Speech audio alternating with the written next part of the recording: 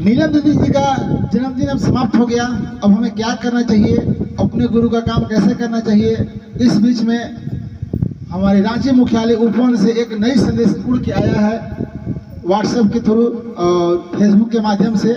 और मैं आपको बताने का प्रयास करता हूं कि जब भी कोई नया संदेश आता है मैं आपके बीच पहुंचाने का प्रयास करता हूं, चाहे वो संदेश छोटा हो या बड़ा हो, मैं आपके पास पहुंचाने का प्रयास करता हूं। तो आपसे छोटा सा रिक्वेस्ट है भैया कि आप मेरे चैनल में पहली बार हैं तो चैनल को सब्सक्राइब कर लीजिए। देखिए, बहुत ही धूमधाम से नीलम दीदी का जन्मदिन हुआ और हम सभी लोग उनके नाम पर एक एक पेड़ लगाए। और आपसे रिक्वेस्ट है कि उस पेड़ को आपको ध्यान रखना है, ये नहीं कि हम पेड़ लगा लिए और अब हो गए फुर्सत, तो ऐसा नहीं करना है, उस पेड़ का ध्यान रखना है। चलिए आपसे बताने का प्रयास करूंगा कि जो रांची मुख्यालय से जो बड़ा संदेश आया है वो क्या है। और वह ये है कि हम सब साहब दीदी का दर्शन करने के लिए रांची उपवन जा सकते हैं, लेकिन कब कब। वीडियो पूरा ध्यान से सुनिएगा, अगर मिस्टेक करेगा तो उनका दर्शन के लिए आप जाइएगा पर उनका दर्शन नहीं हो पाएगा क्योंकि उपवन बंद मिलेगा। तो मैं आपको बताने का प्रयास करता हूं कि कब कब उपवन खुला रहेगा, आप जाके दर्शन कर सकते हैं। सूचना के माध्यम से बताने का प्रयास कर रहा हूं कि 5 अगस्त 2026 से 9 अगस्त 2026 तक आपको उपवन खुला रहेगा।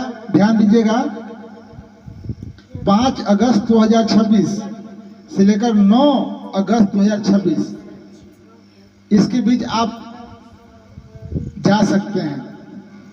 दूसरा है 16 अगस्त 2026 को मुलाकात होगी, सिर्फ एक दिन के लिए, 16 अगस्त बस। अगर 5 अगस्त से लेकर 9 अगस्त के बीच में अगर नहीं जा पाते हैं तो 16 अगस्त को जाइए, उस दिन उपवन खुला रहेगा और आप साहब दीदी का दर्शन कर सकते हैं। तीसरा डेट आया है 18 अगस्त से 23 अगस्त 2026।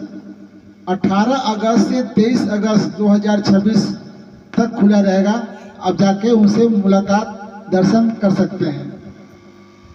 और चौथा है 25 अगस्त से 30 अगस्त तक आप जाके साहब दीदी का दर्शन कर सकते हैं। तो इस सावन के पावन महीना में लोग हर कोई देवघर जाते हैं, बाबा जी में बाबा भोलेनाथ में जल चढ़ाते हैं। उसी दौरान उसी रास्ते से हल्का सा हट करके अब रांची भी साहब दीदी का दर्शन भी कर सकते हैं। और हमारे अर्जित आनंद भैया और बरखा दीदी से बात करना